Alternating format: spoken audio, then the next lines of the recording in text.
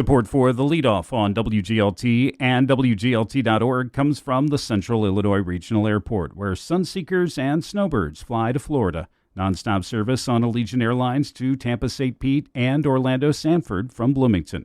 Close, convenient, CIRA. More at CIRA.com. As President Trump sends Illinois National Guard members to Chicago, a handful of ISU students are called up for active duty. It's one of the things you need to know to start your day for Friday, October 10th. I'm Ryan Denham, and this is WGLT's The Leadoff. Now let's lead off with a federal judge in Chicago temporarily blocking the Trump administration from ordering the federalization and deployment of the National Guard. As WGLT's Charlie Schlenker reports, a half dozen Illinois State University students have been called to active duty this week, though we don't know definitively whether that's connected to the now blocked Chicago deployment. Illinois State University currently has about 160 students enrolled in fall courses who are serving in the National Guard or Reserves. Associate Dean of Students Donald Reed says to have 6 students notify his office in 2 days of a call-up raised his eyebrows. ISU is 8 weeks into the fall term. Reed says the timing may complicate what professors try to do to help. Some of that depends on how well the student is already doing in the class, and each student is different. The duration of the call-up can also affect a professor's decision. Many Guard units deployed to cities are serving for 30 to 60 days. We might be able to work with the professors to get them excused and allowed to make up for any missed assignments, quizzes, or attendance points, or what have you. The nature of the course may vary as well, and some classes do not lend themselves to remote learning. Reed says some students might have to take a break from school and start those courses over. And students can get a leave of absence from Illinois State University anywhere from 1 to 6 semesters, and that includes the summer semester, so roughly up to about two years. There are currently 370 students on campus who are either active duty, veterans, or currently serving in the National Guard or Reserve. For the Leadoff, I'm Charlie Schlenker. Here's some other stories we're following in the WGLT newsroom. U.S. Senator Dick Durbin says millions of Americans will soon see much higher health insurance premiums unless Congress extends Obamacare subsidies. It's become a key issue in the week-long government shutdown. Connect Transit has named a new board chair following the death of its former chair, Ryan Whitehouse. Julie Heil will now take on that role for Bloomington Normal's public transit system. And the price of farmland has dropped slightly during the first half of the year in Illinois and Iowa.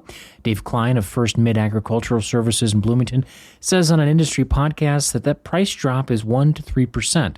Usually farmland prices keep pace with inflation. You can find more on these stories at WGLT.org. Central Illinois food blogger Larry Curious died late last year, leaving his popular no-nonsense Facebook page dormant. Terry Fitz and John Malkin have taken up the mantle, launching Culinary Chronicles of Central Illinois to post restaurant reviews, giveaways, and trivia about all things Central Illinois food. On a recent trip to Acres Inn up in Pontiac, Fitz and Malkin tell WGLT correspondent Nick Reinerson they decided a long time ago to spend Fridays trying new food. Here's Fitz. And we used to follow Bloomington Normal Restaurant Guide, which was owned by a man named Larry, and he would and his wife would go around and to these different restaurants and review them and put them out every week. We followed them and started following to these different places, and we started doing our own investigation of new places to go and new specials to seek out. And every week we pick out a new place. And we do photos, video, and a comprehensive review. And then we put it out the next day for the establishment to share. And we also share with about 15 other Central Illinois food and restaurant or beverage review sites. Tell me about your approach to food, your love of food, what you're looking for in a restaurant when you go there, and what gets you out of bed in the morning when it comes to reviewing food. Well, my background, I have about 15 years in the food and beverage industry, and we're always looking for something new. We're always looking for the new cuisine, the new special. Talk to me a little bit about flavor and creativity? Like, what are you looking for? I know that you mentioned Larry earlier. Larry was not talking a ton about the flavor or the quality of the food. He was talking more about the changes in ownership and the business side of things. But you guys really cover food. Can you talk a little bit about that? What you don't realize is the food really drives the restaurant and the business.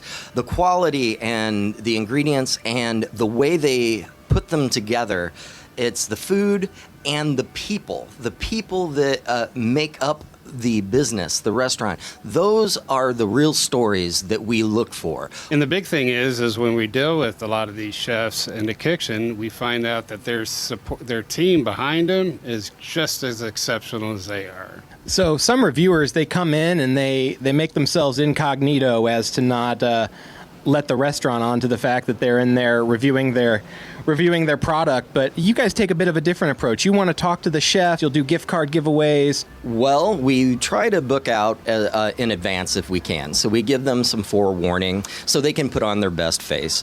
But we do a lot of cold calls. And 99% of the time, after we explain who we are and why we're there, they're very receptive. And we just want to promote the small mom and pops or local businesses. Franchises, we're not really interested in. They have their own thing. But it's the small business that we really care about and the people behind it. So I give them all the respect in the world because I know where it comes from, and it's a hard job. We just had a meal at Acres Inn in Pontiac, so it's a bit of a drive from Bloomington. I'd love to know your thoughts. You also did a live review while we were all hanging out and eating, and I'd love to know kind of your initial thoughts and what to expect from the Acres Inn review. It's a great little place. Friendly people, very inviting. The menu, even though you might think it's small, has a lot of impact. The burgers were wonderful. The chicken was wonderful. They do a lot of locals. All their beef and